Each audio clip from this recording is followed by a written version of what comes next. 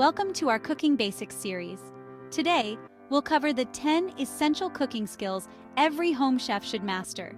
Whether you're a beginner in the kitchen or looking to refine your culinary techniques, these fundamental skills are the building blocks of great cooking.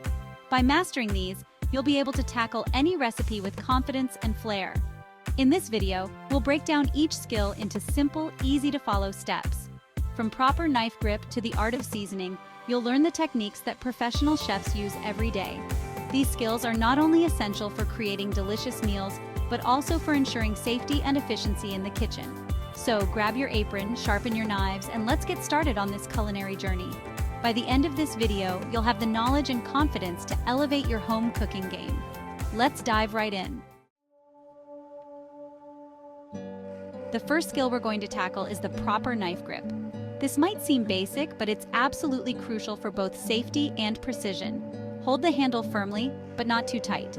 Place your thumb on one side of the blade and your index finger on the other, right where the blade meets the handle.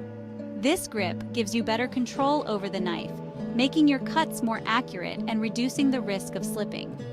Many home cooks make the mistake of pinching the handle too hard or wrapping all their fingers around it.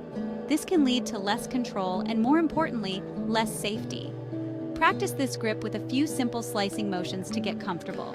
Remember, a sharp knife is a safe knife, so always keep your blades well honed. Mastering this grip will set the foundation for all your cutting tasks. Whether you're chopping vegetables or slicing meat, a proper knife grip is your best friend in the kitchen. Now that we've got the basics down, let's move on to different types of cuts.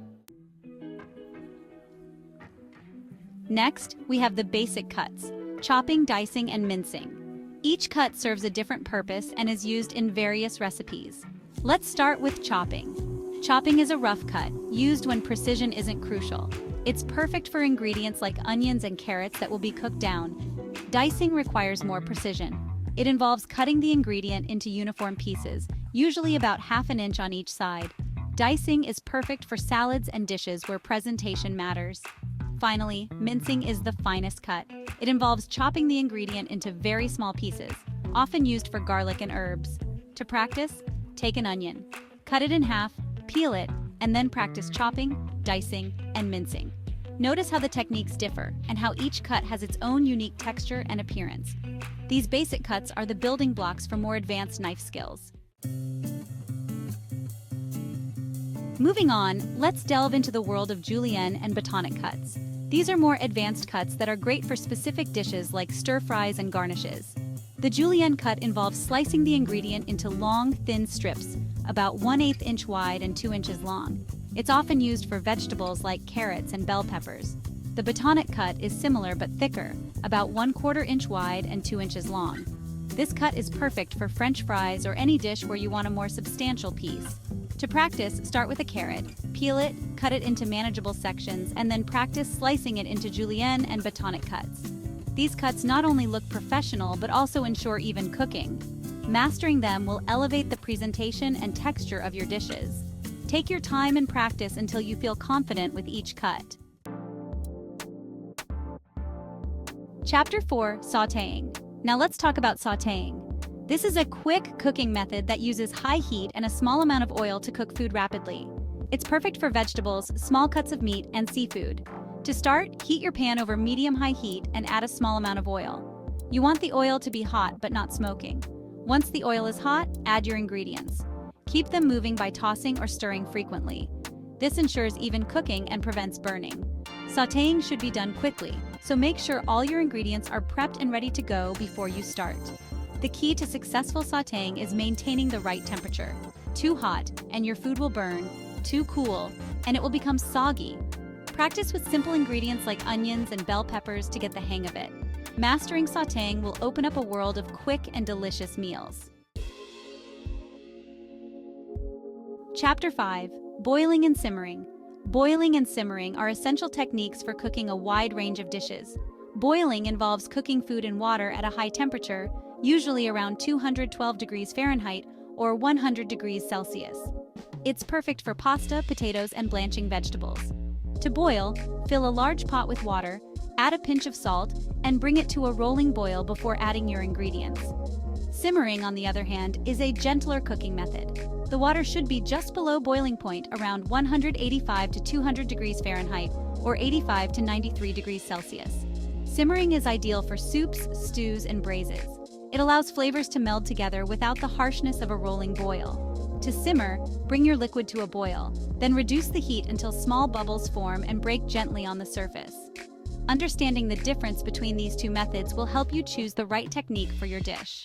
Practice by boiling pasta and simmering a simple soup to see how each method affects the final product. Chapter 6. Braising. Braising is a slow cooking method that involves cooking food in a small amount of liquid over low heat. This technique is perfect for tougher cuts of meat, as it breaks down the fibers and makes them tender and flavorful. To braise, first, sear your meat in a hot pan with a little oil until it's browned on all sides. This adds depth of flavor. Next, remove the meat and add aromatics like onions, carrots, and garlic to the pan. Sauté them until they're softened, then return the meat to the pan and add your liquid, such as broth or wine. Cover the pan and cook over low heat for several hours, either on the stovetop or in the oven. The result is melt-in-your-mouth meat with a rich, flavorful sauce. Braising requires patience, but the results are well worth it. Try braising a pot roast or short ribs to experience the magic of this slow cooking method. Chapter 7. Roasting. Roasting is a dry heat cooking method that gives food a deliciously crispy exterior while keeping the inside tender and moist. It's perfect for meats, vegetables, and even some fruits. To roast, preheat your oven to the desired temperature, usually between 375 degrees Fahrenheit and 450 degrees Fahrenheit, or 190 degrees Celsius to 232 degrees Celsius. Place your food on a baking sheet or in a roasting pan. For even cooking, make sure the pieces are similar in size and not overcrowded. Drizzle with oil and season generously with salt, pepper, and any other desired spices. Roast in the oven, turning occasionally to ensure even browning. The key to successful roasting is high heat and monitoring. Use a meat thermometer to check the internal temperature of meats, and use visual cues like browning for vegetables. Roasting brings out the natural flavors and sweetness in food, making it a versatile and delicious cooking method. Chapter 8. Making a roux. A roux is the base for many classic sauces and gravies. It's made by cooking equal parts flour and fat together until they form a paste. The fat can be butter, oil, or even rendered meat fat. To make a roux, melt your fat in a pan over medium heat, then add the flour and stir constantly. The roux will start to bubble and thicken. The longer you cook it, the darker and more flavorful it will become. A white roux is cooked for just a few minutes and is perfect for bechamel sauce. A blonde roux is cooked a bit longer, ideal for velouté. A brown roux is cooked until it has a deep, nutty color used in dishes like gumbo. Mastering the roux is essential for creating smooth, rich sauces. Practice by making a simple bechamel or gravy. Once you have the basics down, you can experiment with different types of roux to add depth and flavor to your dishes. Chapter 9. Whisking and folding. Whisking and folding are essential techniques in baking and creating smooth mixtures.